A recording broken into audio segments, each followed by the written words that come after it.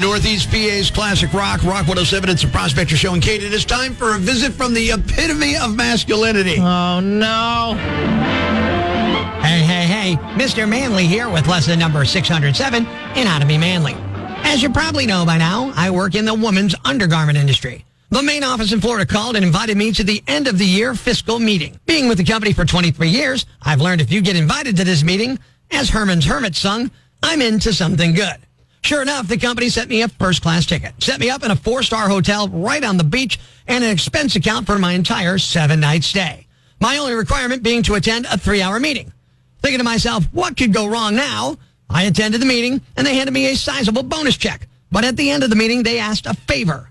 They've got a woman in sales named Jenny, the placement office center, and knew she'd be good, but she reminds you of Tom Cruise in the final scene of Top Gun. She simply won't engage. They told me we figured you'd be the man to get her to engage and put her over the top. Before I could answer, the door flew open and in walked Jenny. One look at her, and I said to the team, I'd be thrilled to engage Jenny. She seemed happy to meet me and asked, do you think you can help me? I told her, sure, all you need is confidence, but you must tell me what is holding you back. She said it comes to describing women's undergarments. I think of my own body and how I don't wear them. I feel like telling customers to try it out. It's freeing. Nice to be naughty and releases tension. Now that I understood Jenny's situation, I came up with a solution that could be handled in a manly manner. If you ever find yourself in a similar situation, follow along in your manly manual, page number 607, and repeat after me. Number 1. Hey, Jenny, you're right. Like Leonard Skinner. Look at my free bird. Yeah. Number 2. What do you say tonight? We begin making nice, then make it naughty. Number 3. Tension, tension, tension. Look at this tension. Release it and watch it blow. Shortly after, as Jenny blows off some tension by being naughty and releasing your free bird from your anatomy, singing free bird, yeah, you'll realize just what kind of man you really are. Until next time, this is Mr. Manly saying be manly and good day. Breaking the news that's already broken. It's time for Prospector's Briefs on Rock 107. Well, the first presidential debate is behind us. As a country, we may not agree on much, but after watching those two guys last night, I think we can all agree on this. High-definition TV isn't always a good thing. The German company Bosch may buy Whirlpool. When they heard this news, it made Whirlpool workers' heads spin, left them really agitated. Look, they just don't want to be left out to dry. Taylor Swift will stay with Travis Kelce in Kansas City during a tour break, which is why he'll show up to training camp covered in cat hair. Prospector ruins everything, even the news. Tune in Monday for Prospector's Briefs on Rock 107. They're popping up faster than Dollar Generals. It's the Prospector Show on Rock 107. Kate, let's talk about monoliths that are showing up all over the place. Yes, let's do it. So, of course, one's popped up in Colorado recently, like yesterday, and another a couple days ago near Vegas. Now, I get the Colorado ones. Tons of stoners, nature freaks are going to be out there in the woods. But the one in the woods by Vegas, like if you're in Vegas, aren't you in the air-conditioned comfort of the casinos? I guess. I don't know. I've only ever been there once, so I don't know. Are you pro-monolith, anti-monolith? Do you think it's aliens? What do you... I am very pro-monolith. I love these pieces of artwork. So the original artist behind the monolith, John, I think it's McCracken, died in 2011. Okay. And now all of them that are like randomly popping up, nobody knows who's making them, but I am very behind these art pieces. I think they're beautiful and very fun. I think they're cool. I love how they just end up in the middle of someplace and nobody sees how they get put there. Yeah. Although I'm guessing it's a helicopter, but I don't know. You know? They're really cool. Because there's no track marks or anything around it. Of course, you think a helicopter would kick up dust, but what do I know? Maybe they go in and rake it when they're done. Really, really cool. They're pretty amazing. But I'm shocked about Vegas, though. Because, like, to me, Vegas is, okay, I'm going to go there. I'm going to lose my rent payment. I'm going to lose my dignity. You know what I mean? It doesn't seem like, apparently, the place for big, shiny monoliths or purportedly alien calling cards. Because some people think, well, some of them are art and some of them are aliens.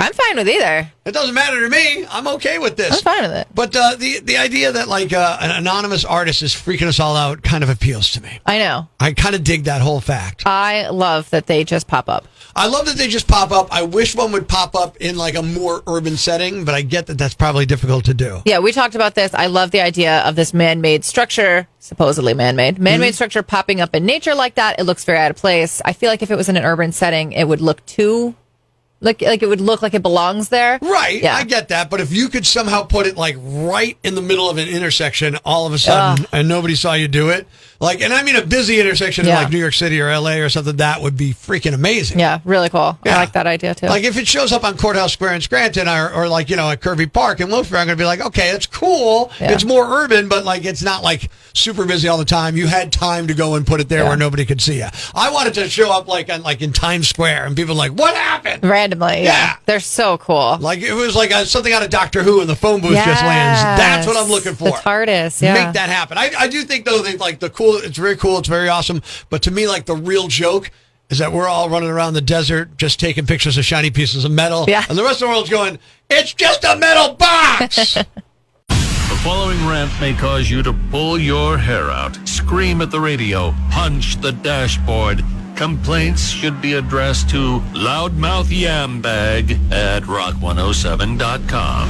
Fireworks. Man, I love a good fireworks show. However, I would be remiss if I didn't tell you how much I hate the idiots who light off fireworks at their homes at all hours during the week. Not everybody who lights off fireworks at their house, just the ones who get drunk on like a Tuesday and start shooting off Roman candles in my driveway at 3 a.m. Hey, Yambag, some of us have jobs to get to. Yeah, unlike you, I have to get up in the morning, brush my teeth, shave, shower, put on a presentable outfit, and go to work on Wednesday. So can we save the full-blown aerial assault on the neighborhood for the weekend? All I can think of as I lie awake hearing the assorted whistles, bangs, and booms is when is this drunken jackhole gonna blow off his freaking fingers so I can get some sleep? I'm Prospector. I'm for the people. Who's with me? I gotta go crazy, man. You ever see the crazy guy screaming at the wall outside the Times building? Where does this rage come from, my son? Tweet us with hashtag I found Prospector and we'll come and get him. Prospector, mornings on Rock 107. Life's pretty tough right now. There's plenty of bad news, but it's not all bad. It's time for the brighter side of Prospector on Rock 107. An Uber Eats driver in Phoenix left a note on a woman's Chipotle bag about how he was driving on the side to give his fiancée the wedding she deserves, and now he can't. The lady he delivered to posted the note on TikTok along with his Venmo, and it's been viewed over 30 million times, and donations have flooded in. The grand total isn't clear, but he's got enough donations to cover the wedding and then some. He and his fiancée gave the customer a nice $1,000 kickback to say thank you, and she also got an invite to their wedding in September. Thanks. We needed that. The brighter side of Prospector on Rock 107. So for calling her up here. Hello. Hello. How are you, Tara? I'm good. How are you? How did you enjoy riding my commuter bicycle? I loved it. Now, you're getting a bicycle from the fine folks at Old Mill Pine very soon, right? Yes, I am. So is that, why did you want to borrow my bicycle so badly? Because I haven't been on a bike in forever. I just wanted to ride a bike. All right. And obviously, I was a little trepidatious. These are my bikes. So you know what I mean? I care about them immensely. I was nervous something going to go wrong, but nothing went wrong, did it? No, everything was great. Did it? Everything was great. Just checking on you. So on the air the other day, I was talking about how you asked to borrow the bike, and I'm like, I don't know, and I hemmed and hawed, and then you whispered something into my ear, and then immediately I said, go ahead, take the bike, right? Yes. All right, this is a big payoff. What did you whisper into my ear? I'll make meatloaf. Oh, that's all I needed to hear. Oh, I love your meatloaf so much, baby. I know. So when is that meatloaf getting made? Very soon. No, this weekend. You got to hook me up. This weekend, absolutely. All right. Well, you can use that bike anytime you want to make me meatloaf. Okay. All right. Bye. I love you. Bye. Love you. It's a Prospector show, and Kate, as a kid, unreasonably afraid of the guy on Channel 22 who would say, it's now 11 o'clock. Do you know where your children are? I would run and leave the room. I know I'm not alone. You had to have something you were afraid of. I need to hear this guy, but I was afraid of Gremlins, which makes sense, but I'm pretty sure that was supposed to be a funny movie, but they were slimy looking, Sure. and they had weird laughs. I think they were meant to be a little creepy. We're going to the rock lines. We want to know what you were scared of. Maria from Edwardsville, what unreasonable thing as a kid scared you? Yeah, me particularly, I wasn't very much scared as a kid of anything. But my husband, he was deathly afraid of the Coneheads, the movie. You know how on Saturday Night Live, the Coneheads originally started? Yeah, I was a kid when that was on SNL, so yeah, I remember that. Yeah, he was deathly afraid of them. I finally got him to watch the movie, and now he absolutely loves the movie. So you're saying Prospector should be hanging out with the guy that says, now it's 11 o'clock? No, I should not. Put you in a room with that guy. Mm-hmm. Lynn on Instagram.com/Kate_Rock107 said, the flying monkeys from the Wizard of Oz. Yep. Yeah, that one makes perfect sense. Mm-hmm. Totally get that. Kathy from Facebook.com/Angry Prospector. Lady Elaine Fairchild from Mr. Rogers. Okay, I see it. On to the Rock Lines. Rock 107 unnecessarily scared you as a kid. Yeah, what freaked me out as a kid was clowns. Oh, yeah, clowns. Absolutely. Yep. Yo, can you give a shout out to my friend Jim at Power Row? You just did, okay? That's fine. Go ahead. Scared. I'm scared of the shout out. Chris Ann on Facebook.com/Angry Prospector. The Ironsides theme music, which I'm unfamiliar with, but I'll take your word for it. Yeah, if you were scared of that, I'm like, whatever. I get it. I don't know what that is, but I believe you. Okay.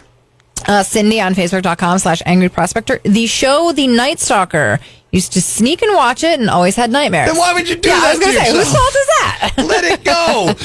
We're going to the Rock Lines. Dave, check it in. What scared you as a kid? Maybe unreasonably? Hey, Prospector. Hello, Kate. See, how about the roller coaster at Ghost Town in the Glen? That scared the bejesus out of me. What about that scared you? Oh, the wooden, rickety, just the noises. Yeah, I was like, wait a minute, man, this thing's not safe. It's designed to be that way, for crying out loud. I know. And I'm not a roller coaster person, but I get it. Unnecessarily scared and frightened. It's almost like when I look in the mirror every single morning. My God. Ladies and gentlemen, grab the kids, call your neighbors, and gather round the radio. It's now time to announce the winner of Prospector's Yambag of the Week, as decided by you at rock107.com. We uncover the most baffling, ridiculous, pathetic, cockeyed, laughable, preposterous blunders in the world of misdeeds. Nominee number 1. You know, it's stupid enough to steal $20 worth of beer. It's even stupider to voluntarily go to jail for it. A 64-year-old man in Florida walked out of a Shell gas station with 4 24-ounce cans of Modelo. The clerk caught him and asked him where he got the booze, and he said, "From the store. I didn't pay for it. I stole it." The clerk offered to let the guy go if he would pay for the beer or give them back, and the guy passed on the officer and said, "Nah, I'd rather just go to jail." The clerk called cops. When they showed up, the guy was still there. They asked him what happened, and the guy said, "I got thirsty, so I decided to steal some beer." He was arrested and charged with retail theft. Nominee number 2. Sometimes you just have to crack a cold one while you wait things out. But that should never be when waiting in line behind the wheel. The California Highway Patrol caught a man drinking a beer while driving through a sobriety and driver's license DUI checkpoint. The incident occurred earlier in June in Marin County, California. Evidently, as the line of traffic slowly made its way to the DUI checkpoint, the driver decided it was time to bust out a frosty beverage. He was detained by the California Highway Patrol. At the checkpoint, CHP said they contacted 506 drivers. Out of them, 3 were arrested for DUI, 3 vehicles were towed, and 15 citations were issued for driving without a license. Nominee number 3. Never mess with a man on a tricycle with a machete. A man in Florida got into a fight with another man early Sunday at a beach, and apparently the fight was over the tricycle's headlights. A victim was riding a tricycle down the beach while using a flashlight as the headlight. The assailant didn't like the light shining in his face and started arguing with him. At that point, the attacker noticed the victim had a machete in the basket of his trike, so he grabbed it and struck the victim with it. There was a struggle. The victim took the machete back, but cut his left hand in the process. He drove away on the tricycle, called 911, and eventually was taken to a hospital with non-life-threatening injuries. The police brought in a suspect, but didn't have enough to charge him. Nominee number 4. She fixed him a drink, but she was really hoping to fix his wagon, if you know what I mean. A 47-year-old Missouri woman, Michelle Peters, faces charges of first-degree domestic assault and armed criminal action because she allegedly added the weed killer Roundup to her husband's Mountain Dew on several occasions during May and June. Police say she also spiked the drink with an insecticide. The husband began to suspect something was wrong with his drink once he started feeling ill. He then provided surveillance video to investigators that the woman Peters was tampering with the Mountain Dew in a garage refrigerator. He told authorities he was the only one in the home who drank the Mountain Dew that was kept in that refrigerator. Peters eventually admitted to putting weed killer in her husband's drink and says she was mad because he didn't appreciate the 50th birthday party she threw for him. And the winner is the woman who tried to poison her husband because he did not appreciate the birthday party she threw for him. Hey, if you're successful, you never have to do it again. But it does make you the Yambag of the week. Stay tuned for all the nominees for Prospector's Yambag of the Day, Monday morning on Rock 107. Thanks for listening to Prospector's Prime Cuts podcast. Be sure to catch us live weekdays from 5:30 to 10 a.m. on Rock 107 or online at rock107.com or the Rock 107 app, a free download for your Android or iPhone. Subscribe to the podcast on Apple Podcasts, Google Podcasts, Spotify, Stitcher Radio, or wherever you get your podcasts so you never miss Prospector's Prime Cuts.